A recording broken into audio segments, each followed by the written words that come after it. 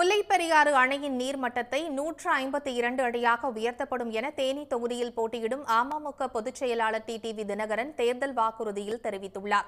தேர்தல் வாக்குறுதிகள் தொடர்பாக செய்தியாளர்களை சந்தித்த அவர், வைகை அணையில் தூர்வாரும் பணி மேற்கொள்ளப்படும் என்றார்.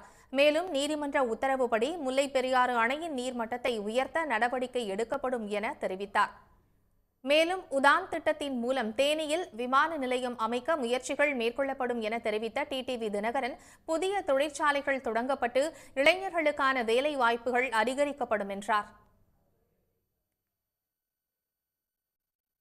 இந்த மக்கள் கேட்ட திட்டங்கள் தான் இந்த வாணிப்பட்டி மருத்துவக் கல்லூரியாக இருக்கட்டும், சேடப்பட்டி கூட்டு குடிநீர் திட்டமாக இருக்கட்டும், நாங்கள் கொண்டு வந்த அது மாதிரி அடுக்கத்துக்கு சாலை எல்லாமே மக்கள் விரும்பிய திட்டம் தான்.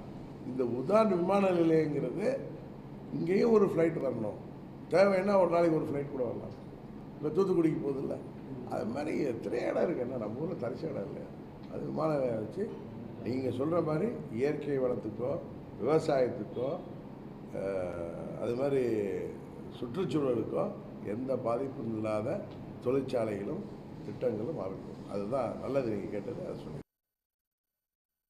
தொடர்ந்து பேசிய அவர், தேனியில் மத்திய பல்கலைக்கழகம், ஐஐடி, சித்தா, ஆயுர்வேத கல்லூரிகள் நிறுவ முயற்சிகள் எடுக்கப்படும் என வாக்குறுதி அளித்தார். சோழவந்தான், கடமலை, மயிலை, கம்பம் உள்ளிட்ட தேவைப்படும் இடங்களில் அரசு கலை மற்றும் அறிவியல் கல்லூரிகள் தொடங்குவதற்கு தேவையான நடவடிக்கை எடுக்கப்படும் என்றும் டிடிவி தினகரன் கூறினார். உடனுக்குடன் செய்திகளை தெரிந்து கொள்ள சன் நியூஸ் பெல் ஐகானை கிளிக் பண்ணுங்க.